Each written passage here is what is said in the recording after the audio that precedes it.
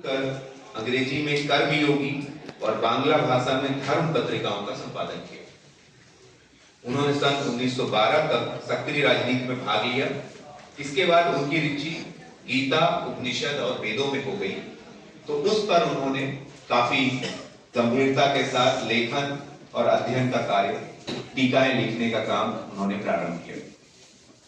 भारतीय संस्कृति के बारे में महर्षि अरविंद ने फाउंडेशन ऑफ इंडियन कल्चर तथा ए डिफेंस ऑफ इंडियन कल्चर नामक प्रसिद्ध पुस्तक लिखी।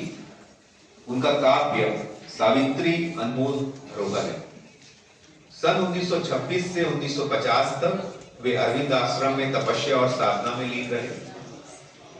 यहाँ उन्होंने सभाओं और भाषणों से दूर रहकर मानव कल्याण के लिए चिंतन किया। वर्षों की तपस्या के बाद उनकी अनूठी कृति लाइफ डिवाइन, दिव्य जीवन प्रकाशित हुई। इसकी गणना विश्व के महान कृतियों में की जाती है। अरविंद घोष जी ने इंग्लैंड में कैम्ब्रिज के किंग्स कॉलेज से भारतीय सिविल सर्विस की शिक्षा प्राप्त की और भारत वापस आकर बड़ौदा राज्य में महाराजा प्रिंसली के राज्य में उन्होंने कई सिविल सर्विस से संबंधित कार्य किए और बाद में उन्होंने खुद को राजनीति में शामिल किया। ब्रिटिश कानून के विरुद्ध भारत में लेख लिखने पर उन्हें ब्रिटिश अधिकारियों द्वारा जेल भी भेज दिया गया, लेकिन बाद में उनके खिलाफ कोई सबूत न होने की वजह से उन्हें रिहा किया गया। जेल में रहते समय उन्होंने बहुत सी बार आध्यात्मिकता का उन्हें अनुभव हुआ, जिससे उनका जो अध्यात्म का बोध था और मजबूत हुआ।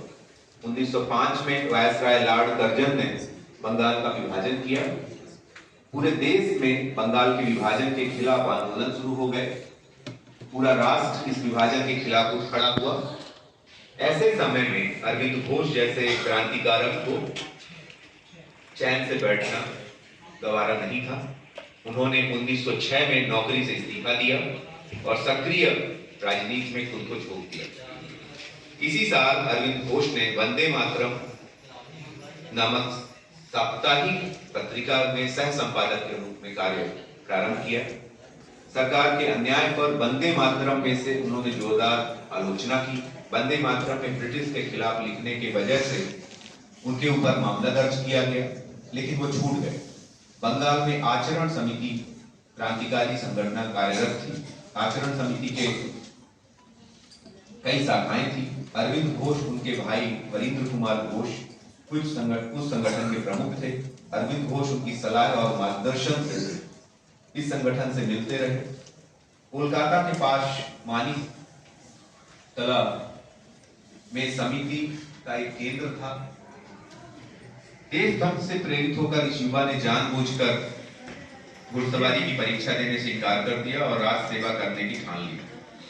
इनकी प्रतिभा से बड़ौदा नरेश अत्यधिक प्रभावित थे, अतः उन्होंने अपनी रियासत में शिक्षा शास्त्री के रूप में उनकी नियुक्ति कर दी।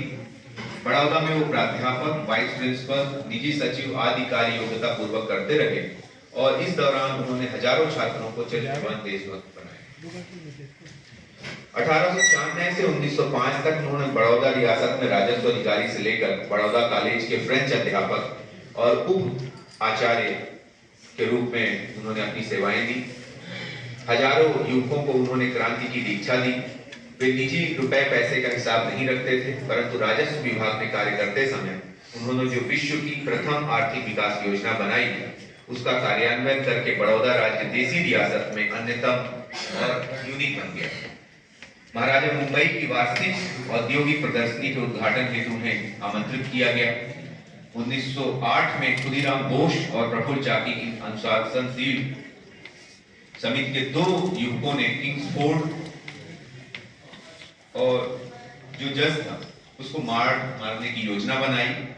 उसमें वो नाकाम रहे। खुदीराम बोस पुलिस के हाथों लगे, उन्हें फांसी दी गई। पुलिस ने अनुशील समिति के सदस्यों को पकड़ना शुरू किया। अरविंद घोष को गिरफ्तार किया गया।